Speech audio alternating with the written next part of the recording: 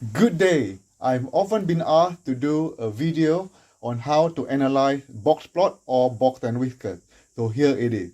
In front of us is the question from the 2021 NCA Chance and Data paper on Boxplot. So we shall tackle this question now. So in New Zealand, all dogs over 3 months old must be registered with the local council. A random sample of 60 councils have been selected using the data collected from 2019.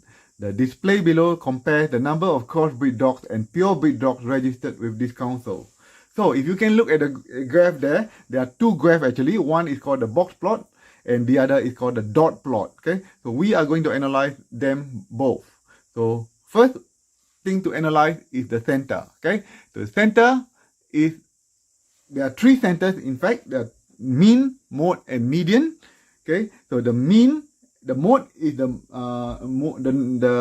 center that we will not use in level 1 analysis because mode is more useful for non-numbers. So between the mean and median, median is more useful in level 1. So but we were going to calculate both the mean and median. So when we compare the mean, the numbers for the mean and median and all the other statistics are on the left hand side of the graph. Okay, so the purebred minus the crossbreed, the mean for purebred is 4,512.8, while the mean for the crossbreed is 2,743.8. So the difference in mean is that the purebred is bigger by 1,769 dogs. Okay, if we compare the median is also found on the left hand side of the graph. The purebred has 4,063.5, while the crossbreed has 2,408, and therefore the median for the purebred is bigger by 1,655.5 dogs. So what is the conclusion? Since the purebred has a bigger mean and median, we can confidently conclude that the purebred dogs is registered more than the crossbreed dogs. Got it? Great. Now we're looking at the second of the analysis. The second analysis is called the spread. The spread is made up of the range and interquartile range. We look at the range first. The range is just the maximum minus the minimum. Again, it is found on the left hand side of the graph. Okay, so the range of the purebred is 20,454 minus the maximum is 20,454 and the minimum number is 256, and it comes up to 20,198.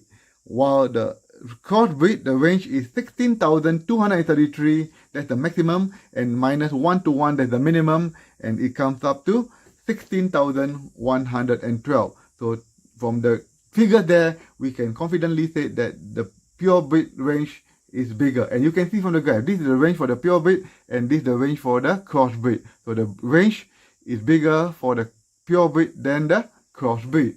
So similarly, we are looking at the interquartile range. For level 1, interquartile range is more important than range. So the purebred, the interquartile range, you find the upper quartile minus the lower quartile, found again on the left hand side of the graph. The upper quartile is 5,877.5 and lower quartile is 2,460.5, and the interquartile range for purebred is 3,417 dogs.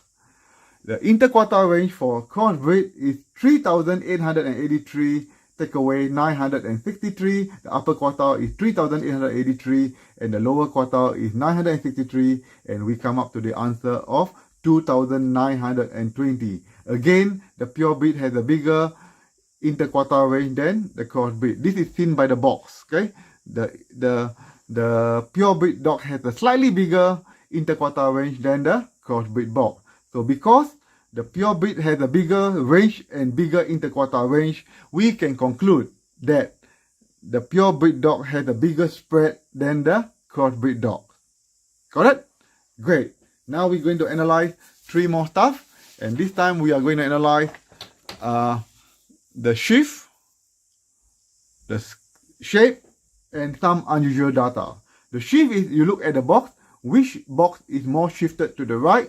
Means in our case, the purebred dog is shifted more to the right, or the box is also called the middle 50%, is shifted more to the right. So what can you conclude? If it shifted more to the right, we can conclude that purebred dogs in the each council has a bigger it has a bigger registration than the crossbreed dog because they are more to the right, the bigger number there.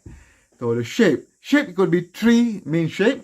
One is called the symmetrical, means the normal bell-shaped curve, skewed to the right and skewed to the left. Or if it can be, if there's no shape at all, then you call it irregular shape. Okay. So in our case, if you look at the dot plot, this time you have to look at the dot plot.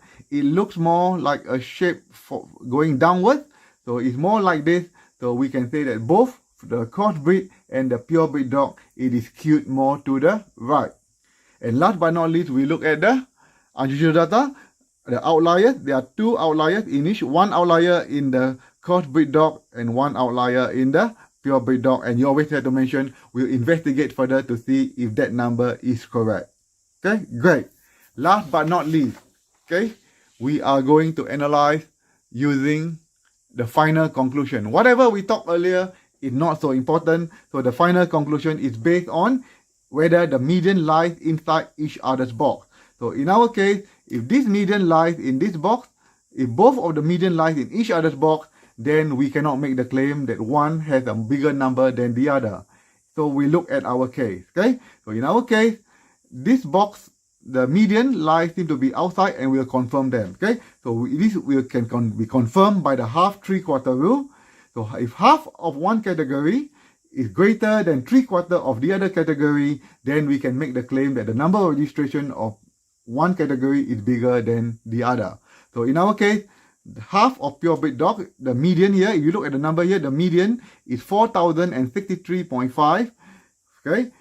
And the upper quartile, or the 75%, or three-quarter of the other category, which is the upper quartile, which is 3,883, okay? So if 4,063.5 is bigger than 3,883, then we can conclude that the number of registration for purebred dogs is more than the registration for crossbreed dog, because half of the purebred dog is more than the three-quarter registration of the crossbreed dog.